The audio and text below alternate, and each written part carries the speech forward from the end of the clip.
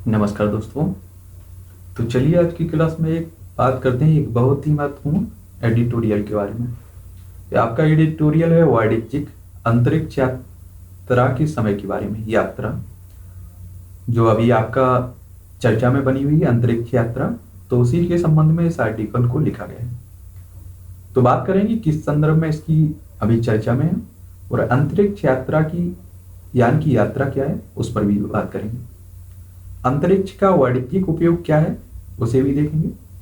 भारत भी आपका बना रहा है स्पेस स्टेशन, आपने कुछ दिन पहले सुना होगा, तो उसे भी देख लेंगे। अंतरिक्ष यात्रा के शरीर पर पड़ने वाले प्रभाव क्या क्या है उस पर भी चर्चा करेंगे। आत्मनिर्भरता की ओर बढ़ता अमेरिका, उसे भी देखेंगे।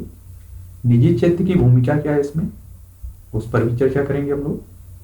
अंतरिक्ष प्रशासन संबंधी नियम क्या है उन्हें भी देख लेंगे, और मिशन की सफलता का महत्व क्या है उसे भी देख लेंगे। याद रखिए अंतरिक्ष, इसकी सीधी सी परिभाषा है किसी ब्रह्मांडीय पिंड पिंड जैसे पृथ्वी से दूर जो शून्य होता है उसे आप लोग अंतरिक्ष कहते हैं। इस परिभाषा के अनुसार अंतरिक्ष में धरती का जो वायुमंडल को भी आपका शामिल किया गया। किसे? वायुमंडल का। वास्तव में अंतरिक्ष इतना बड़ा है कि हम इसकी कल्पना भी नहीं कर सकते हैं। ठीक है। हाल ही में राष्ट्रीय वैमानिक एवं अंतरिक्ष प्रशासन यानी कि नासा ने निजी कंपनी स्पेस एक्स के रॉकेट से 2 अंतरिक्ष यात्रियों को अंतरराष्ट्रीय अंतरिक्ष station international space station ISS भेजा है। इसके साथ ही दुनिया में वाणिज्यिक अंतरिक्ष यात्रा की शुरुआत हो गई है। अंतरराष्ट्रीय अंतरिक्ष स्टेशन के लिए 2 अमेरिकी अंतरिक्ष यात्रियों की यात्रा विज्ञान जगत के लिए गर्व की बात है। अंतरिक्ष स्टेशन पर मानव की यह पहली यात्रा नहीं है, लेकिन इस यात्रा में ने विश्व व्यवस्था का ध्यान अपनी ओर आकर्षित किया है। अंतरिक्ष में मानव की इस यात्रा ने दुनिया भर के लोगों में उत्साह पैदा किया है। यह पहली बार था कि जब अंतरिक्ष यात्रियों को अंतरिक्ष में किसी निजी कंपनी द्वारा निर्मित रॉकेट के माध्यम से अंतरिक्ष में भेजा गया। यह निश्चित रूप से अंतरिक्ष अन्वेषण में एक नए युग की शुरुआत की है। यानी कि इसे आप लोग इस तरह से ले सकते हैं कि सोचिए कि पहले आप सरकार के नियंत्रण में कोई पार्ट बना रहे हैं या कोई यात्रा कर रहे हैं, लेकिन फिर उस क्षेत्र में आपका कोई निजी व्यक्ति आके उस काम को करने लग जाए, उसे करे, तो एक आश्चर्य की बात होती है ना कि सरकार करे ये अलग बात हो जाती है, लेकिन जब कोई निजी व्यक्ति उस काम को करता है तो वो अलग बात हो जाती है, चर्चा का विषय भी बन जाता है। अंतरिक्ष यात्री डग हार्ले और बॉब बेनकेन स्पेसएक्स के रॉकेट फैल्कॉन 9 की मदद से अंतरराष्ट्रीय अंतरिक्ष स्टेशन पहुंची। यात्रियों को जिस क्रू इस कैप्सूल के माध्यम से ले जाया गया उसे क्रू ड्रैगन नाम दिया गया। आप इसे इस तरह से लग सकते हैं कि अभी सरकार काम कर रही थी चंद्रयान 2 को भेजने का। यही काम आप सोचिए कि अगर मुकेश अंबानी की कोई कंपनी करती, रिलायंस जियो या फिर कोई भी, तो ये चर्चा का मुद्दा बनता, एक बहुत बड़ी बात हो जाती। समझ रहे हैं? अंतरिक्ष यान की यात्रा स्पेस एक्स का फाल्कन 9 2 चरणों वाले रॉकेट है, जिसने फ्लोरिडा के कैनेडी स्पेस सेंटर से यात्रा की प्रारंभ की। जिस तरह से आपका श्रीहरिकोटा है, इसी तरह से ये है। स्पेस एक्स के कैप्सूल को ISS के साथ डॉकिंग प्रक्रिया को पूरा करने में 28,000 किलोमीटर प्रति घंटे की गति से 19 घंटे का समय लगा है। डॉकिंग प्रक्रिया में 2 अलग अलग स्वतंत्र रूप से अंतरिक्ष की यात्रा करने वाले वाहनों को एक साथ जोड़ा गया है। अंतरराष्ट्रीय अंतरिक्ष स्टेशन पहुंचने के साथ ही यात्रा का प्रथम चरण पूरा हो गया है, परंतु मिशन को तभी सफल घोषित किया जाएगा जब अंतरिक्ष यात्री पृथ्वी पर सुरक्षित लौट आएंगे। अभी पहुंचे हैं, यानी कि इसका प्रथम चरण पूरा हो चुका है। अब जो वापसी आ जाएंगे सुरक्षित, तो इसे सफल बोल दिया जाएगा मिशन को। ठीक। अंतरिक्ष का वाणिज्यिक उपयोग की बात करें हम लोग, तो मौजूदा समय में विश्व की कई कंपनियां अंतरिक्ष की वाणिज्यिक दौड़ में शामिल हुई हैं। इन कंपनियों ने विश्व को अंतरिक्ष के आर्थिक उपयोग के लिए सोचने को प्रोत्साहित किया है। वर्तमान में वैश्विक अंतरिक्ष उद्योग का आकार 350 बिलियन डॉलर का है। कितना? 350 अमेरिकी बिलियन डॉलर का। इसके वर्ष 2025 तक बढ़कर 550 बिलियन डॉलर होने की संभावना है। इस प्रकार अंतरिक्ष एक महत्वपूर्ण बाजार के रूप में विकसित हो रहा है। इसरो ने अंतरिक्ष के क्षेत्र में महत्वपूर्ण उपलब्धियां हासिल की हैं, किंतु भारत का अंतरिक्ष उद्योग 7 बिलियन डॉलर के आसपास है आपका, जो वैश्विक बाजार का केवल 2% यानी कि 2%। आप समझ सकते हैं कि अभी आप लोग एक जगह से दूसरे जगह की यात्रा करते हैं, यानी कि घूमने जाते हैं।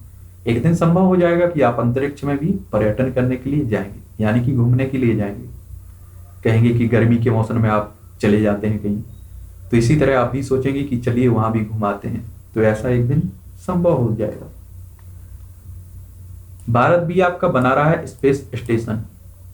याद है कि भारतीय अंतरिक्ष अनुसंधान संगठन यानी कि इसरो के चेयरमैन के सिवान द्वारा घोषणा की गई थी कि भारत इस दशक के अंत तक यानी वर्ष 2030 तक अंतरिक्ष में अपने स्वयं के अंतरिक्ष स्टेशन निर्माण पर विचार कर रहा है। भारत ने वर्ष 2017 में ही स्पेस डॉकिंग जैसी तकनीक पर शोध करने के लिए बजट का प्रावधान किया था। यह तकनीक स्पेस स्टेशन में उपयोग होने वाले मॉड्यूल को आपस में जोड़ने के लिए आवश्यक होती है। इसके बाद से ही भारतीय अंतरिक्ष स्टेशन की चर्चाएं काफी तेज हो गई।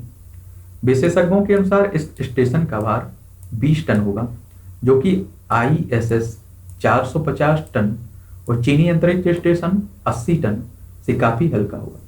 इस स्टेशन में आपके 4 से 5 अंतरिक्ष यात्री 15 से 20 दिनों के लिए रुक भी सकेंगे। इस स्टेशन को पृथ्वी की निम्न कक्षा में लगभग 400 किलोमीटर की ऊंचाई पर स्थापित किया जाएगा। समझ रहे हैं आप? यानी कि हमारे यहाँ जो भी आपने देखा होगा, अधिकतर उपग्रह आपके भारत से क्यों छुड़वाए जाते हैं? अमेरिका वो भी भारत से मदद लेता है, क्योंकि हमारे यहाँ जो भी साधन है बहुत सस्ते हैं। चाहे फिर हम स्वास्थ्य के क्षेत्र में देख लीजिए, कई विदेशी आपके यहाँ इलाज के लिए आते हैं, क्योंकि आपके यहाँ बहुत सस्ता हो जाता है। तो स्टेशन यानी कि इस क्षेत्र में भी आपके यहाँ बड़ी सस्ती तकनीकी उपलब्ध है। अंतरिक्ष को भविष्य की कई संभावनाओं का द्वार माना जा रहा है। इन संभावनाओं का सहभागी होने से भारत अधिक लाभ प्राप्त कर सकता है। आपका अंतरिक्ष यात्रा के शरीर पर पड़ने वाले प्रभाव क्या क्या हैं, उसे देख लीजिए। पृथ्वी के चुंबकीय क्षेत्र की सीमा के ऊपर विकिरण के कारण कैंसर का खतरा बढ़ जाता है आपके लिए। साथ में केंद्रीय तंत्रिका तंत्र और संज्ञानात्मक क्रियाएं, पहचान संबंधी समस्याएं भी प्रभावित हो सकती हैं। एक लंबे समय तक एक छोटी सी जगह में लोगों के समूहों को रखा जाता है, तो उनके बीच व्यवहार संबंधी मुद्दे उभर आते हैं, चाहे वे कितने भी प्रशिक्षित ही क्यों ना हो।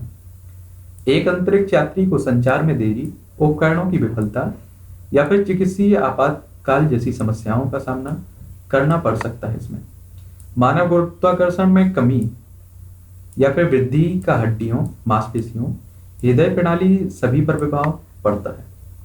रॉकेट में यात्रियों के लिए आवश्यक तापमान, दबाव, प्रकाश, ध्वनि आदि को मानव आवश्यकताओं के अनुसार अनुकूलित करना होता है।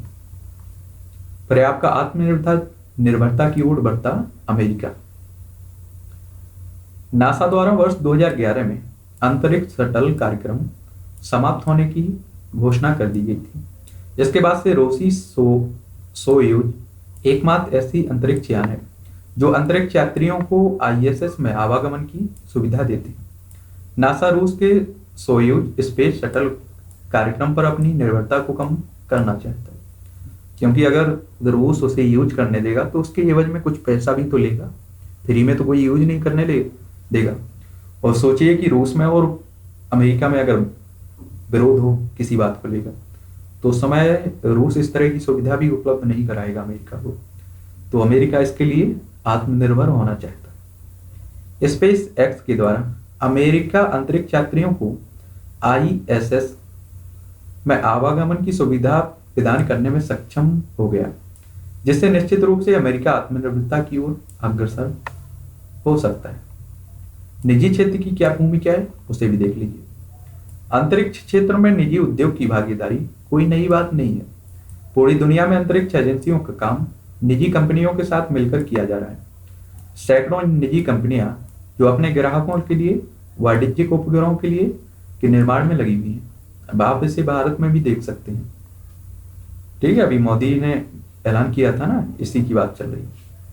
नासा ने अपनी वाणिज्यिक क्रू कार्यक्रम के तहत निजी क्षेत्र की कंपनियों स्पेसएक्स और बोइंग के साथ अंतरिक्ष यान निर्माण के लिए समझौता किया था। अमेरिका द्वारा भविष्य में अंतरिक्ष यान का उपयोग करने के लिए लगभग आपका $7 बिलियन का अनुबंध किया गया था, लेकिन बोइंग कंपनी विगत वर्ष के किए गए परीक्षण के असफल रहने के बाद स्पेसएक्स कंपनी से अलग हो गई थी।